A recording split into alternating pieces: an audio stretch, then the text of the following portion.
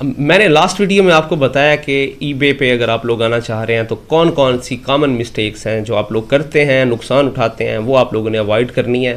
तो पिछली वीडियो में मैंने आपको बताया कि आप लोग LLCs LTDs को स्टार्ट में अवॉइड करें, बनाना अवॉइड करें, इनको क्रिएट ना करें, आपको नुकसान हो सकता है। सेकंड, मैंने आपको बताया कि यार कोई 2-4 पैसे अगर आप लोगों ने संभाल के रखे हुए हैं वो आते साथ ही आप लोगों ने नुकसान में नहीं डालने, आप लोगों ने अवॉइड करना है जब तक अनलेस कि आपको जब फील हो कि आपके पास जो है पार्सल्स को सेल करने का और एक सक्सेसफुल टर्नओवर का आपके पास एक्सपीरियंस आ गया कि आप बेच लेते हैं, बेचने के बाद कुछ महीने आपने क्लोज भी कर लिए हैं और आपको एक्सपीरियंस आ गया, तब तक आप लोग इन्वेस्टमेंट ना करें। बिल्कुल स्टार्ट में ही जो है आपको नुकसान हो जाएगा। और मैंने आपको बताया कि स्टार्ट में जो नुकसान होता है इंसान को डीमोटिवेट कर देता है, उसका जो एक रिदम होता है इंसान का टूट जाता है, फिर दिल भर जाता है। तो मैंने आपको ये 2 मिस्टेक्स बताई थी। अब थर्ड मिस्टेक क्या होती है? तीसरी बड़ी मिस्टेक ये होता है कि आप लोगों ने कभी भी ईबे का अकाउंट ख़रीदना नहीं है, ठीक है ना। ये अब मेरी बात अपने पल्ले से बांध लें कि अगर कोई बंदा आपको ये कहता है, क्योंकि आप लोग डेस्परेट होते हैं पैसा कमाने के लिए, आप लोग बेरोज़गारी देख के आए होते हैं, डेस्परेशन बहुत ज़्यादा होती है। और चलें सोसाइटी में आप लोग मिडिल क्लास फैमिली से या थोड़ी सी अपर मिडिल क्लास कह लें उससे बिलोंग करते हैं, कुछ पैसे मैनेज करना आपके लिए मसला नहीं होता, तो ऐसे बहुत सारे लोग आपको मिलेंगे जिन्होंने अपना उल्लू सीधा करना होता है, वो आपको ऐसे बहुत सारे मशवरे देंगे और डेस्परेशन में आके आप लोग वो मशवरे मान लेंगे। तो बहुत सारे ऐसे लोग भी होंगे जो कहेंगे कि यार क्या अकाउंट क्रिएशन, अकाउंट सस्पेंड हो जाते हैं, चले बना बनाया अकाउंट ही ले लेते हैं। फ़लाँ बंदा है, वो बंदा कह रहा है कि जनाब मैं चलता हुआ अकाउंट दे दूंगा आपको $400 से $500 का, ठीक है।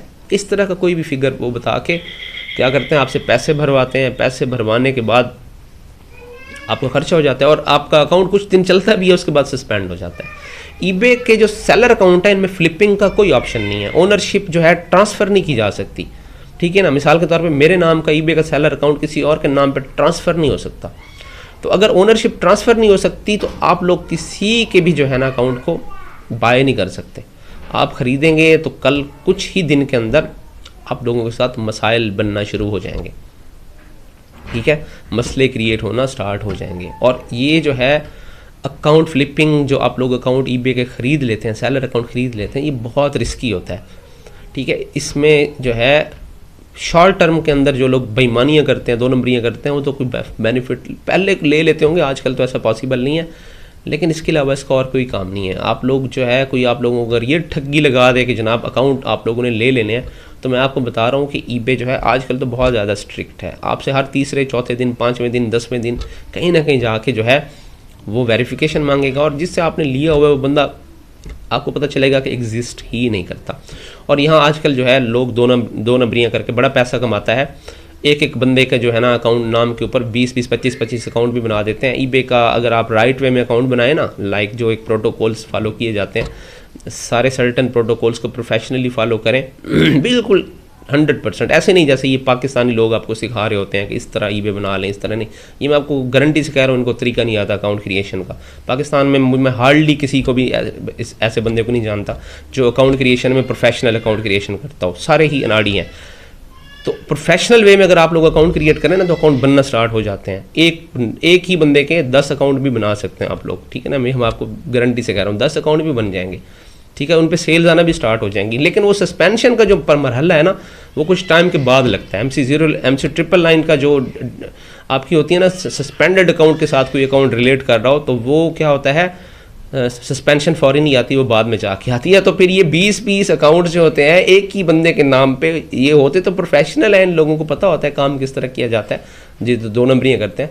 इन्होंने फिर 20-20 अकाउंट्स बना के रखे होते हैं एक बंदे के नाम पे। बंदा ये कहाँ से जनाब पकड़ते हैं, एम ही बंदा उठा के पकड़ लिया किसी भी एरिया से। ये ज़्यादातर फॉरेन कंट्रीज़ में बैठे होते हैं, फ़िलिपींस में या वियतनाम में, इन कंट्रीज़ में जहाँ रेगुलेशन इतनी ज़्यादा नहीं है, तो वहाँ पे बंदा पकड़ते हैं, उसके पास वेरिफिकेशन करवा के पेनियर की या बाकी जो बैंक अकाउंट्स की होती है करवा के 20-20 अकाउंट्स बना के फिर ये 20 के 20 बेच देते हैं, ठीक है ना। अब इनमें हिस्ट्री के अंदर बहुत सारे अकाउंट रिलेट कर रहे होते हैं, सस्पेंड हो रहे होते हैं। तो ये अकाउंट स्टार्ट में चल जाते हैं, कुछ दिन के बाद सस्पेंड हो जाते हैं। आपको क्या होता है, नुकसान हो जाता है। आपने अच्छे खासे पैसे भरे होते हैं तो आप लोगों को एक अच्छा खासा नुकसान उठाना पड़ता है। तो आप लोगों ने जो है अकाउंट की फ्लिपिंग भी अवॉइड करनी है। अकाउंट को ख़रीदने से जो है ना आप लोगों ने लाजमी अवॉइड करना है। आपको यहाँ भी जो है नुकसान उठाना पड़ सकता है, ठीक है।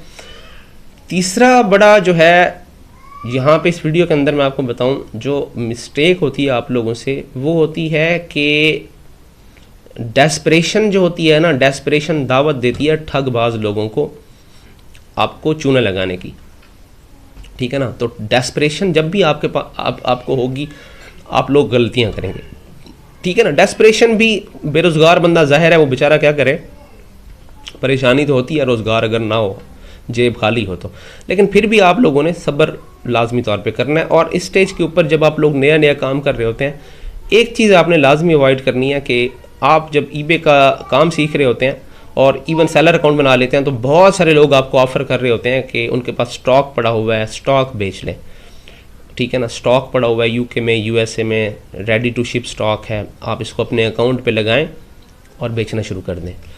तो ये भी एक इम्पॉर्टेंट मरहला होता है। यहाँ आपको दो किस्म के नुकसान होते हैं। एक तो आपका अकाउंट सस्पेंड हो सकता है किसी गलत स्टॉक को लिस्ट करने की वजह से। दूसरा नुकसान ये हो सकता है कि आपके अच्छे खासे पैसे डूब सकते हैं।